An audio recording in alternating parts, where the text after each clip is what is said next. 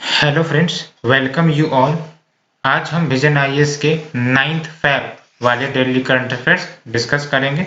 So friends, let's move to the first article. It is about Swamitva scheme और 200 करोड़ का provision किया गया है इस स्कीम के लिए हमारे इस नए बजट में जो 2021-22 फाइनेंशियल ईयर के लिए लागू होंगे। हम बात करेंगे स्वामित्व स्कीम के लिए क्योंकि काफी इंपॉर्टेंट स्कीम है और कहीं ना कहीं UPSC prelims point of view से जो स्कीम्स अनाउंस किए जाते हैं गवर्नमेंट के द्वारा काफी इंपॉर्टेंट हो जाते हैं और पर ईयर आप भी देखते होंगे कि अप्रोक्स 20 से 25 मार्क्स का जो क्वेश्चंस होता है वो गवर्नमेंट स्कीम्स के ही ऊपर होते हैं। तो हम जानेंगे इस स्कीम के बारे में, लेकिन इस स्कीम के बेसिक पर्पस को हमें समझना पड़ेगा कि स्वामित्व स्कीम को लाने के पीछे क्या मंशा रही होगी गवर्नमेंट की, क्योंकि अगर हम इस ऑब्जेक्टिव को समझ जाते हैं तो कहीं ना कहीं हमें स्कीम को समझने में आसानी होती। तो चलिए शुरू करते हैं। तो बेसिकली जो रूरल एरियाज है, आपको पता है जो रूरल हाउस होल्ड्स होते हैं उनकी अपनी प्रॉपर्टीज होती है, लैंड की प्रॉपर्टी होती है। तो सबसे बड़ी समस्या उनके पास क्या होती है कि जो उनके लैंड रिकॉर्ड्स होते हैं, यानी कि जो जमीन उनके अपने होते हैं, चाहे वो एग्रीकल्चरल लैंड हो या फिर उनके जो रहने वाले जमीन हो वही क्यों ना हो, उनकी प्रॉपर रिकॉर्ड्स या दस्तावेज जिसको कह ले वो नहीं होती है। तो जो बेनिफिट इनको मिल सकते थे इस दस्तावेज के कारण, जैसे फॉर एग्जांपल अगर उनके पास प्रॉपर दस्तावेज है तो वो बैंकों से लोन ले सकते हैं, एज वेल एज अगर वो अपने जमीन को या प्रॉपर्टी को बेचना चाहे किसी गवर्नमेंट या अथॉरिटी को तो वो भी आराम से बेच सकते हैं। सो इसी को ध्यान में रखते हुए गवर्नमेंट ऑफ इंडिया ने इस स्कीम को लॉन्च किया था। तो आप देख सकते हो स्वामित्व stands for survey of village and mapping with improvised technology in village area, और ये सेंट्रल सेक्टर स्कीम है जिसका ऑब्जेक्टिव है रिकॉर्ड ऑफ राइट्स प्रदान करना to the village house hold owners which possesses house in inhabited rural areas. तो जो persons या हाउस होल्ड रूरल एरियाज में उनके जमीन उनको रिकॉर्ड ऑफ राइट प्रदान करना and also property cards issue कर देना है इनको टू द प्रॉपर्टी ओनर। तो अगर कोई हाउस होल्ड प्रॉपर्टी ऑन करते हैं तो उनको प्रॉपर्टी कार्ड दी जाएंगी। एक प्रकार से ये दस्तावेज ही होगा कि उनके पास ये पार्टिकुलर एरिया का जमीन पार्टिकुलर लोकेशन में अवेलेबल है। और जो ग्राम पंचायत से कम्युनिटी एसेट्स जैसे village roads, ponds, canals, open space, school, anganwadi, health sub centres, इनको भी सर्वे किए जाएंगे एंड जीआईएस मैप्स क्रिएट किए जाएंगे। तो प्रॉपर सर्वेइंग की जाएगी इन सारे कम्युनिटी एसेट्स का भी इस स्वामित्व स्कीम के तहत। और मिनिस्ट्री ऑफ पंचायती राज, ये याद रखना है आपको, नोडल मिनिस्ट्री है इम्प्लीमेंटेशन के लिए इस स्कीम का। क्या सिग्निफिकेंस होगा इस स्कीम का, तो काफी इंपॉर्टेंट स्कीम बेसिकली है। और अगर हम सिग्निफिकेंस की बात करें तो आप देख सकते हो फाइनेंशियल स्टेबिलिटी को बढ़ावा मिलेगा, खासकर उन सिटीजन्स को जो रूरल एरिया में है और जिनके पास प्रॉपर्टीज है लेकिन कुछ दस्तावेज की कमी के कारण वो अपने प्रॉपर्टीज को गिरवी रखकर या फिर फाइनेंशियल एसेट के रूप में वो इस्तेमाल नहीं कर पा रहे थे, लाइक वो उनको लोन नहीं मिल पा रहा था फॉर्मल इंस्टीट्यूशन से। तो अब इस प्रकार की समस्याएं नजर नहीं आएंगी क्योंकि उनके पास प्रॉपर लैंड रिकॉर्ड होगा in the form of property card. तो आराम से वो जो फाइनेंशियल इंस्टीट्यूशन है, फॉर्मल फाइनेंशियल इंस्टीट्यूशन, वहां से वो लोन भी ले सकेंगी और अन्य फाइनेंशियल बेनिफिट्स भी इनको मिलेगा। साथ ही साथ एक्यूरेट लैंड रिकॉर्ड्स भी तैयार किए जा सकेंगे, क्योंकि आपको ही पता है ये जो मैपिंग की जा रही है वो प्रॉपर टेक्नोलॉजी के माध्यम से की जा रही है, सैटेलाइट इमेजरी से माध्यम से की जा रही है। तो प्रॉपर रूरल प्लानिंग भी किए जा सकेंगे। साथ ही साथ प्रॉपर्टी टैक्स का भी डिटर्मिनेशन अच्छे से किया जा सकेगा, यानी कि आपको ही पता है कि लैंड रिकॉर्ड में काफी ज्यादा घपलेबाजी होती है तो सरकार को काफी ज्यादा नुकसान होता है प्रॉपर्टी टैक्स में। और इस प्रकार की स्कीम कहीं ना कहीं सरकार को मदद करेगी उनको प्रॉपर रेवेन्यू एसेस करने में। Along with it will reduce property related disputes and legal cases, क्योंकि आपको भी पता है कि कभी कभी ऐसे भी होते हैं कि एक ही लैंड है और इसमें 4-5 व्यक्ति क्लेम कर रहे हैं। तो इस प्रकार की जब डिस्प्यूट होती है वो कहाँ जाती है, सिविल कोर्ट्स में जाती है और मामला अटके पड़े रहते हैं, जिसके कारण जो भी पार्टीज होते हैं दोनों में से, या फिर जो भी मल्टीपल पार्टी इन्वॉल्व है, किसी को बेनिफिट नहीं मिलता है, टाइम भी कंज्यूम होता है। सो इस प्रकार के जो डिस्प्यूट्स होंगे वो कम हो सकते हैं अगर प्रॉपर लैंड रिकॉर्ड्स डिजिटली या फिर इस स्कीम के माध्यम से प्रोवाइड किए जा रहे हैं, तो डेफिनेटली ये काफी ज्यादा मददगार होगा। और आप भी देख सकते हो ये जो डिमार्केशन किए जाएंगे लैंड्स के to the village house hold, वो ड्रोन सर्वेइंग टेक्नोलॉजी के माध्यम से किए जाएंगे। और इसके पीछे कौन सी ऑर्गेनाइजेशन रेस्पॉन्सिबल है, तो देख सकते हो सर्वे ऑफ इंडिया रेस्पॉन्सिबल है preparing the national topographic database on all skills. और कौन सी टेक्नोलॉजी ये यूज कर रही है, तो टेक्नोलॉजी फॉर टोपोग्राफिकल मैपिंग, जैसे एयरबोर्न फोटोग्राफी ड्रोन्स हो गई, सैटेलाइट इमेजरीज हो गई, अनमैन्ड एयर व्हीकल्स या फिर यूएवी जिसको हम ड्रोन प्लेटफॉर्म भी कहते हैं। अब बात करते हैं प्रीलिम्स 2021 के लिए क्या आपको याद रखना है, तो इम्पोर्टेंट स्कीम है ये स्वामित्व स्कीम। सबसे पहली बात तो आपको इसे फुल फॉर्म याद होना चाहिए आपको। और ये सेंट्रल सेक्टर स्कीम है। सेंट्रल सेक्टर स्कीम का सिंपली मतलब हुआ कि ये totally government of India funded scheme है, इसमें स्टेट का कोई भी कॉस्ट नहीं लगने वाला। और क्या ऑब्जेक्टिव है ये याद रखने की जरूरत है। और मोस्ट इंपॉर्टेंट कि ये जो विलेज हाउस होल्ड ऑनर्स के लिए है, यहाँ पर आप देख सकते हो अर्बन हाउस होल्ड ऑनर्स का कोई भी जिक्र नहीं है। और who is the implementing body, ये भी आपको याद रखना है, मिनिस्ट्री ऑफ पंचायती राज, ये नोडल मिनिस्ट्री है इसके इम्प्लीमेंटेशन का। बेनिफिट तो बेसिकली मेंस के लिए इंपॉर्टेंट है, और आई थिंक कि आपको मेंस की भी प्रॉपर तैयारी कर लेनी चाहिए। आप अभी समय है, थोड़ा सा ये जो बेसिक अंडरस्टैंडिंग होनी चाहिए पॉइंटर्स के रूप में, ये आपको पता होनी चाहिए। और ये तभी डेवलप होंगी जब आप कंटिन्यूस रिविजन करते रहोगे इन पॉइंटर्स का। तो मेरे प्रोवाइडेड करंट अफेयर वीडियोस में मैं जरूर एक्सप्लेन करता हूँ इन पॉइंटर्स का, तो आप इसको अच्छे से रिमेंबर भी कर सकते हो। So let's move to the next article friend. It is about over the top platforms जैसे नेटफ्लिक्स हो गए, अमेजन प्राइम वीडियो, इनको कोड ऑफ एथिक्स इंप्लीमेंट करने पड़ेंगे सेल्फ रेगुलेशन के लिए। आपको भी पता है कि ओटीटी प्लेटफॉर्म्स आज के समय में जब से इंटरनेट कनेक्टिविटी स्प्रेड हुई है, कहीं ना कहीं जो ओटीटी प्लेटफॉर्म्स है वो काफ़ी ज़्यादा डोमिनेट कर जा रही है in as compare to the cinema halls कह सकते हो, या फिर जो टेलीविजन सेट्स है उन सब से ज़्यादा फेमस ये आपका ओटीटी प्लेटफॉर्म हो गया है। ओटीटी प्लेटफॉर्म सिंपली कहें तो जैसे ये आपका नेटफ्लिक्स हो जाते हैं या अमेजन प्राइम वीडियो हो जाते हैं, जहाँ आपको बेसिकली वीडियोज़ के फॉर्मेट्स में आपको व्यूअरशिप मिलता है और आपको एक मंथली पेमेंट करने पड़ते हैं या ईयरली पेमेंट करने पड़ते हैं, उसके बाद आप उनकी सर्विसेज का लाभ उठाते हैं। तो बेसिकली ये जो कोड ऑफ इथिक्स है किसने डेवलप किया है, तो आप देख सकते हैं internet and mobile association of India यानी कि IAMAI, इन्होंने फाइनलाइज किया है इम्प्लीमेंटेशन टूल किट। और ये जो टूल किट तैयार किया गया है IAMAI के द्वारा, एक प्रकार से गाइडिंग प्रिंसिपल होगा, प्रोसीजर्स होगा, सो दैट जो वेरियस प्रोविजंस है self regulation code of ethics के, उसको इफेक्टिव तरीके से इम्प्लीमेंट किया जा सके। और टूल किट जो तैयार की गई है इसमें वेरियस एक्ट्स प्रदान किए गए हैं जो कोड को कंप्लाई करने पड़ेंगे, जिसमें IT एक्ट हो गए जैसे ऑब्ससीन सेक्सुअली एक्सप्लिसिट कंटेंट, या फिर Indian penal code sedition, disturbing harmony, insulting religion और रिलीजियस बिलीफ। इस प्रकार की जो कोड ऑफ एथिक्स है इन सब पैरामीटर्स पर बनाई गई है। The ancient representation of women act and contempt of courts act 1971, तो इन सारे के सारे जो आपका एक्ट्स है इन सब को बेसिकली संज्ञान में रखकर टूल किट को तैयार किया गया है। और जब हम बात करते हैं OTT प्लेटफॉर्म की, तो हमने बताया आपको एक प्रकार से स्ट्रीमिंग सर्विस है, यानी कि ऑनलाइन सर्विसेज है जो डायरेक्टली व्यूअर्स को ऑफर करती है मीडियम ऑफ इंटरनेट। तो डेफिनेटली यहाँ पे इंटरनेट एक प्रकार से मीडियम होता है, आपके जो केबल टीवी होते हैं वो मीडियम नहीं होते। और भारत में ये जो प्लेटफॉर्म्स है अभी अनरेगुलेटेड है, आपको समझना होगा, ये याद रखना है, फिलहाल अनरेगुलेटेड है। गवर्नमेंट ऑफ इंडिया की तरफ से ना ही स्टेट गवर्नमेंट की तरफ से कोई पार्टिकुलर एक्ट लाई गई है OTT प्लेटफॉर्म को रेगुलेट करने के लिए। That's why no specific regulatory framework है। और नवंबर 2020 में OTT को basically ministry of information and broadcasting के एम्बिट में लाया गया था। और क्यों लाया गया था, तो basically to create a level playing field since all other media are regulated. तो आपको भी पता है, चाहे न्यूज मीडिया हो, चाहे वो केबल मीडिया हो, चाहे वो सोशल मीडिया हो, इन सबको रेगुलेट किए जाते हैं। अब जो है OTT प्लेटफॉर्म जो कि नया कंसेप्ट था और हाल ही 1-2 साल में भारत में फेमस हुआ है, तो इसलिए अब इन्हें भी इसके रेगुलेशन फील्ड में लाने की जरूरत थी। सो इसकी मदद से लेवल प्लेइंग फील्ड क्रिएट किए जाएंगे, क्योंकि ऑल अदर मीडियाज भी रेगुलेट किए जाते हैं।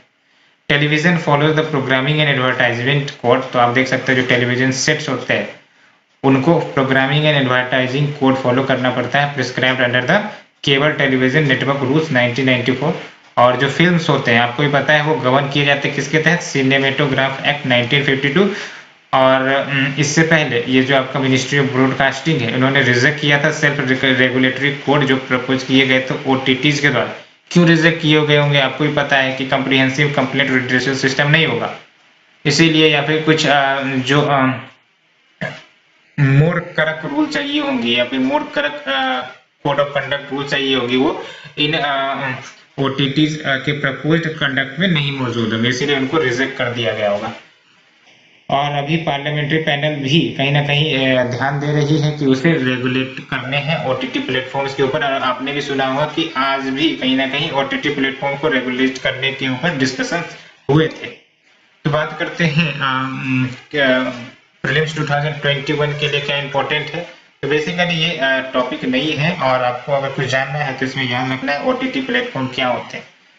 और ओटीटी प्लेटफॉर्म क्या फिलहाल रेगुलेटेड है, तो सेल्फ रेगुलेटेड है, ये गवर्नमेंट की तरफ से कोई एक्ट इनको रेगुलेट नहीं करती है, लेकिन हाँ ये ministry of information and broadcasting के एम्बिट में आती है, ये आपको याद रखना है।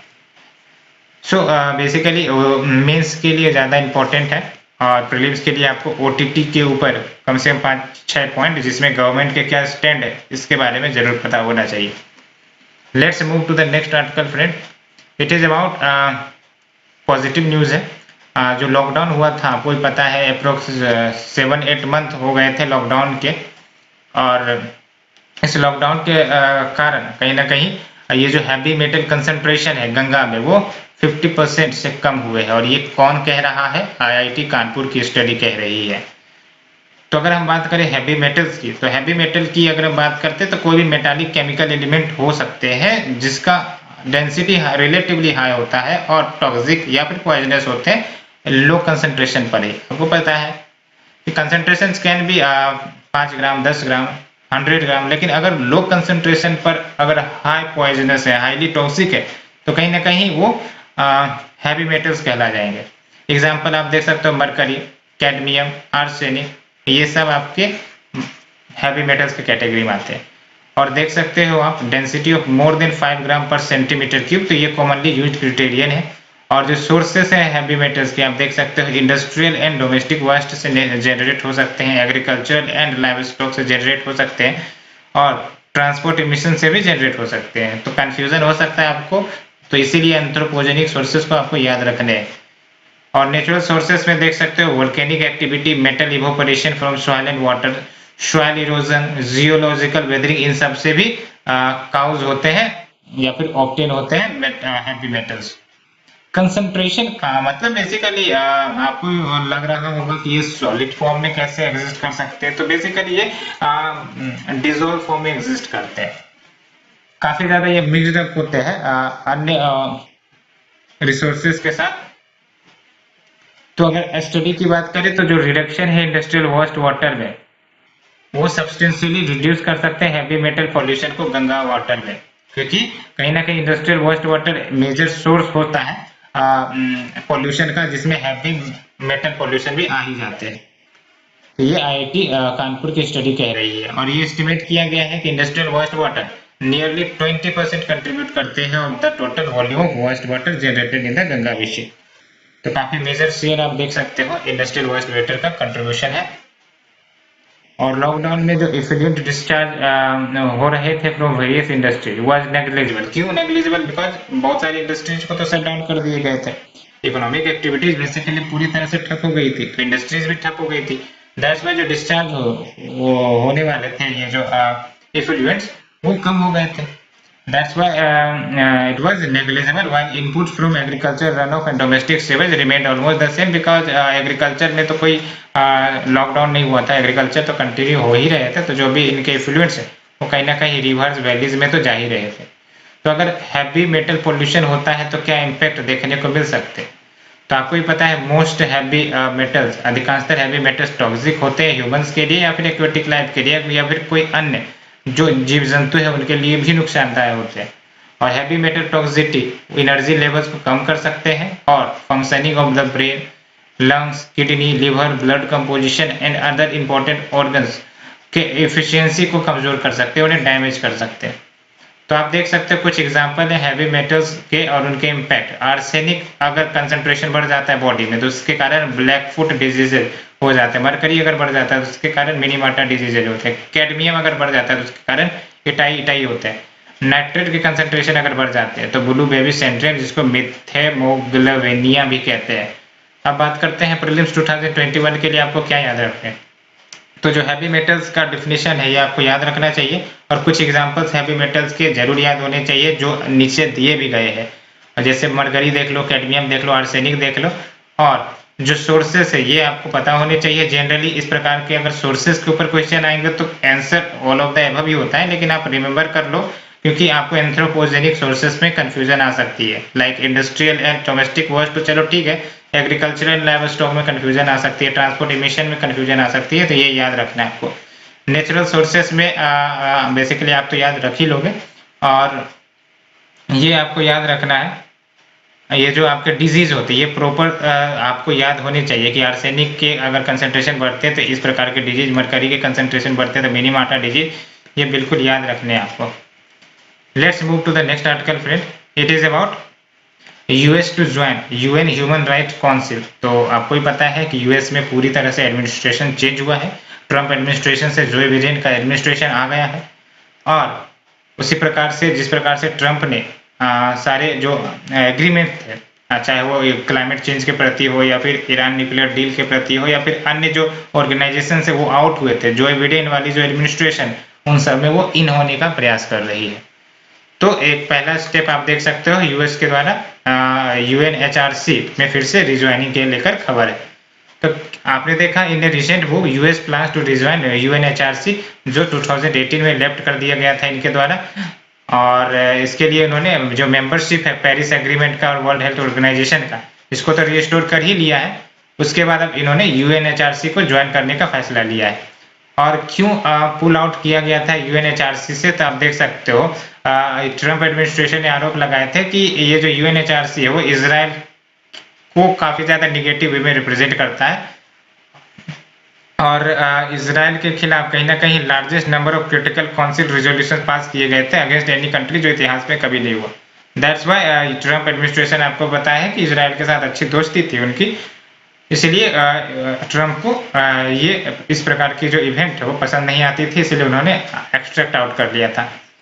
Along with presence of number of authoritarian countries among its members, यानी कि एक तो आरोप इन पर ये लगता है कि जो देश ह्यूमन राइट्स काउंसिल में मेंबर है उसमें से वो बहुत सारे देश ऐसे हैं जहां पर ह्यूमन राइट्स का वायलेशन होता है।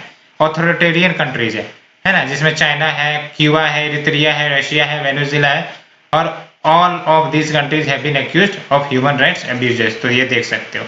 और UNHCR reports highlighted issues regarding current policies in US like separation of families at Mexican border। तो बेसिकली एक रिपोर्ट भी पब्लिश किए जाते थे जिसमें हाईलाइट किया गया था जो यूएस की पॉलिसीज थी कि वो फैमिलीज को सेपरेट करवाने में बेसिकली कंट्रीब्यूट करती है मैक्सिकन बॉर्डर के लोग, क्योंकि आपको भी पता है ट्रम्प एडमिनिस्ट्रेशन ने कहीं ना कहीं मैक्सिको को लेकर काफी ज्यादा निगेटिविटी फैलाई थी। अगर हम बात करें यूएनएचआरसी की यानी कि United nation human right council की, तो ये 2006 में स्टेब्लिश किया गया था। इसका हेडक्वार्टर जेनेवा स्विट्जरलैंड में है। और स्विट्जरलैंड के बॉर्डरिंग कंट्रीज कौन कौन से आप हमें बताइए। क्या एम है, तो ह्यूमन राइट्स को प्रोटेक्ट करना, इन्वेस्टिगेटिंग एलिज्ड ह्यूमन राइट वायलेशंस। तो ये सिंपल ऑब्जेक्टिव है। स्ट्रक्चर की अगर हम बात करें तो टोटल 47 मेंबर्स हैं और ये 3 ईयर टर्म्स के लिए चुने जाते हैं रीजनल ग्रुप बेसिस और ये 5 ग्रुप से चुने जाते हैं। देख सकते हो ग्रुप्स में आपका अफ्रीका है, एशिया पैसिफिक है, लैटिन अमेरिका है और Caribbean and western Europe and eastern Europe. Member of the council are elected for a 3 year term. तो 3 सालों के लिए मेंबर्स चुने जाते हैं जिसमें 1/3 जो मेंबर्स होते हैं वो रिन्यूड होते हैं। दैट्स व्हाई 3 इयर्स में बेसिकली मेंबर्स चुने जाते हैं।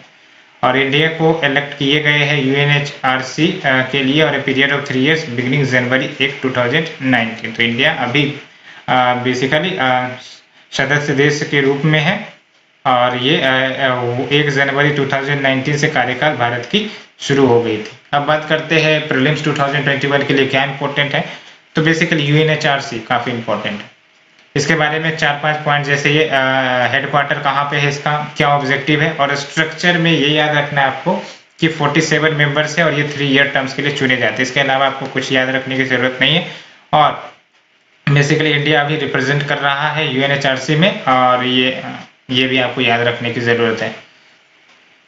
तो इससे मोर डिटेल आपको याद रखने की जरूरत नहीं है यूएनएचआरसी के बारे में। प्रीलिम्स 2021 में आप आसानी से एलिमिनेशन टेक्निक के माध्यम से अगर किसी प्रकार की गैर इन्फॉर्मेशन भी होती है तो आप एलिमिनेट करके आंसर पर पहुंच सकते हो।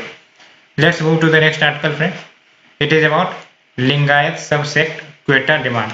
तो क्या कंटेक्स्ट है, तो पंचमशैली लिंगायत यानी कि लिंगायत के सबसेक्ट हैं। तो पंचमशैली लिंगायत कम्युनिटी वो डिमांड कर रही है कि उनको इंक्लूजन किए जाए of this subset in OBC Kota category, है ना। तो इनको ओबीसी कोटा कैटेगरी में इनकॉर्पोरेट किया जाए, और जिसके तहत 15% रिजर्वेशन मिलते हैं गवर्नमेंट जॉब्स में और एजुकेशन में इन द स्टेट। ये स्टेट की बात कर रही है, सेंट्रल गवर्नमेंट की तरफ से तो 27% रिजर्वेशन कोटा होते हैं ओबीसी के लिए, लेकिन state basically different quota set कर सकते हैं। They argue that their community has been denied benefit. तो उनका कहना है कि जो बेनिफिट्स हमें मिलने चाहिए वो नहीं मिल रहे हैं, और large sections of this community agriculture पर डिपेंडेंट है और सोशली, इकोनॉमिकली और एजुकेशनली बैकवर्ड है। और अगर हम बात करें वीर शिवास यानी कि हीरोज ऑफ शिवा, या फिर इन्हीं को हम लिंगायत कहते हैं, वियरर ऑफ लिंगा, ये फॉलोवर है 12th सेंचुरी फिलोसफर संत बासवन के। तो ये याद रखना है, संत बासवन के ये लिंगायत फॉलोवर्स है। और बासवन की बात करें तो शुरुआत में तो जैन ही थे और मिनिस्टर थे in the court of Chalukya की। और वीर शिवा ट्रेडिशन की अगर हम बात करें तो ये वचन्स यानी कि लिटरली इसका मतलब तो सेइंग ही होता है, वहां से डिराइव किए गए हैं। कंपोज्ड इन कनाडा, एक महिला एंड एक पुरुष के द्वारा कंपोज की गई थी, हु जॉइंड द मूवमेंट। और लिंगायत वर्शिप्स बेसिकली शिवा को वर्शिप करते हैं in his manifestation as a linga. And जो पुरुष होते हैं वो यूजुअली स्मॉल लिंगा वेयर करते हैं in silver case on a loop strung over the left shoulder. और ये याद रखना है, they do not practise funerary rites. Funerary rites कुछ नहीं करते सच डिस्क्रिमिनेशन जो धर्मशास्त्र में प्रिस्क्राइब है। इंस्टेड ये क्या करते हैं, ब्यूरी करते हैं। ये आपको याद रखना, काफी इंपॉर्टेंट कैरेक्टरिस्टिक्स है ये। और they challenge the idea of caste and encourage practices such as post puberty marriage and remarriage of widows. इन सबको बेसिकली इनकरेज करते हैं।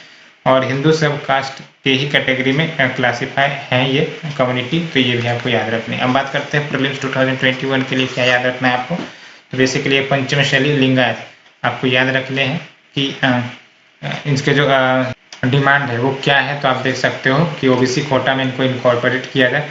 और ये जो आपके लिंगायत है ये याद रखना है कि ये फॉलोवर्स हैं 12th सेंचुरी फिलोसफर संत बासवन्ना के। और बासवन्ना बेसिकली इनके बारे में भी आपको याद रखना है। और ये जो आपका लिंगायत वर्शिप है ये आप देख सकते हो, इसमें क्या कैरेक्टरिस्टिक्स है। तो लिंगायत वर्शिप्स के क्या कैरेक्टरिस्टिक है, तो सबसे पहली बात तो Shiva in his manifestation as a linga के रूप में पूजे जाते हैं। और इसमें फ्यूनरी राइट्स नहीं होते हैं, जैसे क्रिमेशंस हो गए, ये सब नहीं फॉलो किए जाते हैं। साथ ही साथ इंपॉर्टेंट बात ये याद रखना है आपको कि practices post puberty marriages and remarriage of windows as well. और सबसे इंपॉर्टेंट बात ये जो है ब्यूरी करते हैं अपने डेड बॉडीज को, ये याद रखना है आपको। काफी इंपॉर्टेंट न्यूज है ये, क्वेश्चन प्रीलिम्स के रूप में आ सकते हैं, तो काफी अच्छे से तैयारी इसको कर रखें। So friends let's move to the shorter news. It is about motion of thanks. तो मोशन ऑफ थैंक्स आपने भी सुना होगा, ये पार्लियामेंट्री प्रोसीडिंग ही एक प्रकार से कह सकते हो। और आर्टिकल 87 बेसिकली क्या कहता है, provides for special address by president. कब कब ये स्पेशल एड्रेस प्रेसिडेंट करेंगे, तो commencement of first session after ये जनरल इलेक्शन इन लोकसभा। तो लोकसभा का जो जनरल इलेक्शन होता है उसके बाद जो फर्स्ट सेशन होगा उसके कमेंसमेंट के दौरान, यानी कि लेट से कि जनरल इलेक्शन हो गया तो उसके बाद फर्स्ट जो सेशन होंगे लोकसभा के, उस समय जो एड्रेस किया जाएगा वो प्रेसिडेंट के द्वारा किया जाएगा। दूसरा जो है first session of each year to both the houses, है ना। तो आप देख सकते हो एवरी ईयर के जो फर्स्ट सेशन होंगे उनको बेसिकली एड्रेस करेंगे और ये दोनों सदनों को एड्रेस किया जाएगा। और क्या मोशन ऑफ थैंक्स में कहे जाते हैं, तो आप देख सकते हो बेसिकली जो पॉलिसीज और प्रोग्राम्स गवर्नमेंट के द्वारा चलाए जा रहे होते हैं प्रीसीडिंग ईयर्स में, है ना, उनको बेसिकली हाईलाइट किया जाता है और आने वाले समय में क्या गवर्नमेंट की नीतियां रहेंगी, प्रोग्राम्स रहेगी, उनको भी हाईलाइट किए जाते हैं। उसके बाद ये जो एड्रेस है, यानी कि प्रेसिडेंट ने जो एड्रेस किए होते हैं जिसमें आप पॉलिसीज एंड प्रोग्राम्स जो गवर्नमेंट के उसको एक्सप्रेस किए गए हों, उसको डिस्कस किए जाते हैं बोथ द हाउसेस में, और इसी को मोशन ऑफ थैंक्स कहते हैं, है ना। और मोशन एक बार जब कंसिडर किया जाता है हाउस के द्वारा तो वोट के लिए बेसिकली पुट ऑन किया जाता है और इसे पास होने ही चाहिए, अदरवाइज इसका मतलब होता है अगर पास नहीं हुआ मोशन ऑफ थैंक्स तो मान के चलिए कि गवर्नमेंट के पास मेजोरिटी की कमी है, that's why it has not been pass, तो ऐसे में गवर्नमेंट को रिजाइन भी करने पड़ सकते हैं। Let's move to the next article, it is about a study on economic impact of judicial decisions. तो नीति आयोग ने एक स्टडी कंडक्ट किया था on the economic impact of various judgments जो डिलीवर किए गए सुप्रीम कोर्ट के द्वारा, हाई कोर्ट के द्वारा, क्वासी जुडिशियल बॉडी जैसे एनजीटी हो गया, judicial Activision of such courts and tribunal. तो क्या पाया गया इस स्टडी में, तो जजमेंट्स जो निगेटिवली इंपैक्ट किए हैं मेजर इंफ्रास्ट्रक्चर प्रोजेक्ट्स को doesn't adequately consider the economic fallout in terms of loss of jobs and revenue. तो ये बातें कही गई है, साथ ही साथ ये जो फाइंडिंग्स है वो यूज किए जाएंगे ट्रेनिंग इनपुट फॉर जजेस कमर्शियल कोर्ट्स के लिए, एनजीटी, एससी हो या फिर एसटी जो, और जनरली इकोनॉमिक कॉस्ट वो कंसिडर नहीं किए जाते हैं जुडिशियरी के द्वारा जब वो जजमेंट देते हैं, आपको भी ये पता है। The next news is about open market operation. तो आरबीआई ने ओपन मार्केट ऑपरेशन परचेज को अनाउंस कर दिए हैं गवर्नमेंट सिक्योरिटीज के लिए, और ये जो ओपन मार्केट ऑपरेशन आरबीआई के द्वारा किए जाएंगे 20,000 करोड़ के लिए किए जाएंगे। सबसे इंपॉर्टेंट बात ओपन मार्केट ऑपरेशन के बारे में आपको जानना है, ये जो ओपन मार्केट ऑपरेशन है वो आरबीआई के द्वारा किए जाते हैं, और इस ऑपरेशन में क्या होता है बेसिकली जो गवर्नमेंट सिक्योरिटीज होते हैं उसे या तो आरबीआई बेचते हैं मार्केट में या फिर मार्केट से वो खरीदते हैं। ऑब्जेक्टिव क्या होता है कि जो लिक्विडिटी इम्बैलेंसेस है उनको बेसिकली एडजस्ट किया जाए सो दैट जो इकोनॉमी को स्टेबल रखा जाए, फाइनेंशियल स्टेबिलिटी इंश्योर की जाए। और जब भी आरबीआई को लगता है कि लिक्विडिटी एक्सेस है यानी कि ह्यूज मनी सप्लाई है मार्केट में, तो वो क्या करेंगे, सिक्योरिटी को सेल कर देंगे जो उनके पास होते हैं, और बदले में मार्केट से जो उनको पैसे आ जाएंगे वो अल्टीमेटली क्या होगा, लिक्विडिटी जो इकोनॉमी में है वो कम हो जाएंगे। जब वो सेल करेंगे तो लिक्विडिटी जो है इकोनॉमी से कम हो जाएंगी, और जब वो बेसिकली बेचेंगे, जब वो खरीदेंगे तो लिक्विडिटी मार्केट में बढ़ जाती है ना। तो जब भी आरबीआई के द्वारा बेचा जाएगा सिक्योरिटी तो याद रखना है कि जो एक्सेस लिक्विडिटी होते हैं उसको सक किए जाते हैं, यानी कि मार्केट या इकोनॉमी से निकाल दिए जाते हैं। सिमिलरली जब लिक्विडिटी कंडीशंस राइट होते हैं या लिक्विडिटी कंडीशंस टाइट होते हैं तो आरबीआई सिक्योरिटीज बाय कर सकते हैं मार्केट से, और उसके बदले में आरबीआई क्या करेगा, मार्केट को पैसे प्रदान करेगा, तो एक प्रकार से लिक्विडिटी सप्लाई मार्केट में बढ़ाएगा। सो ये काफी इंपॉर्टेंट है open market operation. Let's move to the next article, it is about Pradhan Mantri Jan धन योजना। काफी इंपॉर्टेंट स्कीम है और कहीं ना कहीं ये जो एनडीए गवर्नमेंट है इसका फ्लैगशिप स्कीम कह सकते हो। तो क्या कंटेक्स्ट है, तो आप देख सकते हो 35.96 करोड़ अकाउंट अभी तक ऑपरेटिव है आउट ऑफ 41.71 करोड़ अकाउंट जो ओपन किए गए थे पीएमजेडीवाई के तहत। अगर हम बात करें पीएमजेडीवाई की, तो ये national mission for financial inclusion to ensure access to financial services. तो फाइनेंशियल इंक्लूजन का ही एक मिशन है जिसके तहत क्या होंगे कि अगर हर व्यक्ति, हर हाउस होल्ड के पास एक सिंपल बेसिक अकाउंट हो गया तो कहीं ना कहीं जो भी फाइनेंशियल सर्विसेज है, चाहे वो लोन हो, चाहे वो क्रेडिट हो, चाहे वो इंश्योरेंस हो, वो सब, चाहे वो डायरेक्ट बेनिफिट ट्रांसफर, वो सब फैसिलिटीज इनको मिलने लगेगी। और इस स्कीम के तहत बेसिकली सेविंग बैंक एक डिपॉजिट अकाउंट खुलवाए जाते हैं, कोई बैंक ब्रांच में हो सकते हैं या फिर business correspondent outlet by person not having any other account, है ना। और क्या खास बात है तो देख सकते हो ओवरड्राफ्ट फैसिलिटी प्रदान किए जाते हैं। ओवरड्राफ्ट फैसिलिटी यानी कि आपके अगर बैंक खाते में पैसे नहीं भी है तो भी आप अप टू 10,000 तक का बेसिकली पैसा एज ए क्रेडिट के रूप में उठा सकते हो, लेकिन कुछ सर्टेन टर्म्स एंड कंडीशन होती है और अगर आप उस टर्म्स एंड कंडीशन को फुलफिल करते हो तो आप डेफिनेटली ओवरड्राफ्ट फैसिलिटीज का लाभ उठा सकते हो। और पीएमजेडीवाई की बात करें तो ये basically eligible schemes like DBT होते हैं, अटल पेंशन योजना, मुद्रा स्कीम, इनके बेसिकली मदद करता है।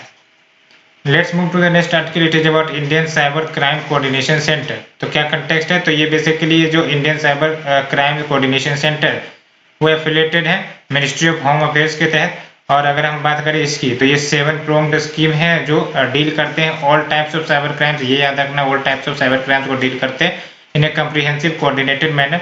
और ये जो क्राइम्स हो सकते हैं देख सकते हो, national cyber crime threat analytics unit, national cyber crime reporting portal, national cyber crime training centre, cyber crime ecosystem management unit, ये सब है बेसिकली।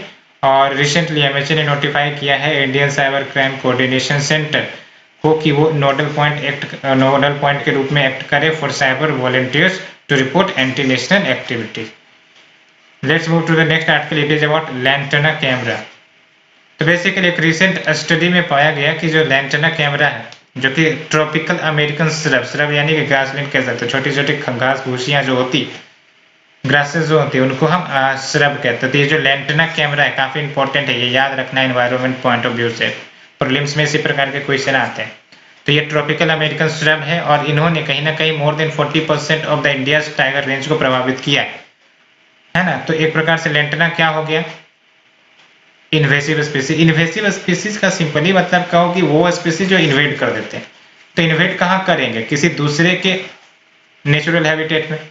कहीं ना कहीं अगर इनका अपना हैबिटेट रहेगा तो वहां तो इन्हें अटैक नहीं करेंगे ना, वहां तो इनका प्रॉपर इकोसिस्टम ऑपरेट होता है।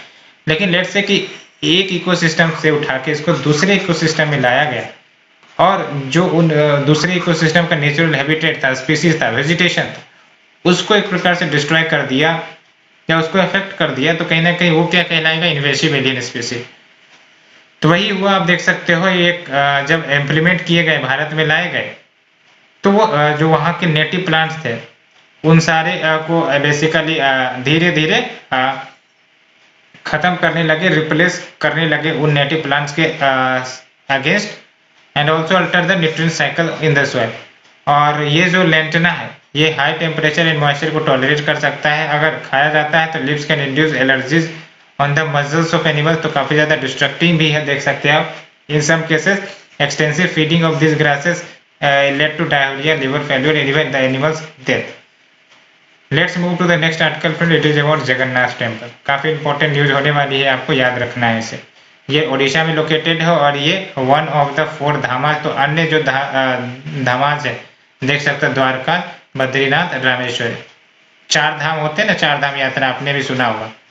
तो आप देख सकते हैं एक तो आपका रामेश्वर हो गया जो कि आपका तमिलनाडु में है, दूसरा बद्रीनाथ हो गया, तीसरा द्वारका हो गया, चौथा जो ये आपका जगन्नाथ हो गया। ये आपको याद रख सकते हो। लॉर्ड जगन्नाथ की बात करें तो lord Jagannath, Dev Subhadra and elder brother जो बालभद्र है वो मेन ड्यूटीज होते हैं, और ये वुड से यानी कि लकड़ियों से कार्व आउट करके बनाए जाते हैं इनके इमेजेस। और ये कंस्ट्रक्ट किए गए थे कलिंगा आर्किटेक्चर में, और किसके द्वारा, ये याद रखना है, अनंत वर्मन चोरंगंगा देव, और ये गंगा डायनेस्टी के रूलर थे, किंग थे in the 12th century. Main temple जो है वो कंस्ट्रक्ट किए गए इन सच ए वे कि no shadow of the temple falls on the ground, है ना। तो टेम्पल का जो शैडो है वो ग्राउंड पर पड़ता ही नहीं, कभी भी नहीं। ये काफी इंपॉर्टेंट कैरेक्टरिस्टिक्स है, ये याद रखना चाहिए आपको। और रथ यात्रा एंड बहुत यात्रा मेन फेस्टिवल है, ये याद रखना है आपको। सो फ्रेंड्स, ये थी हमारी आज की आर्टिकल, होप आपको पसंद आई होगी, और अगर पसंद आ रही है तो प्लीज लाइक शेयर सब्सक्राइब जरूर करें। Thank you very much.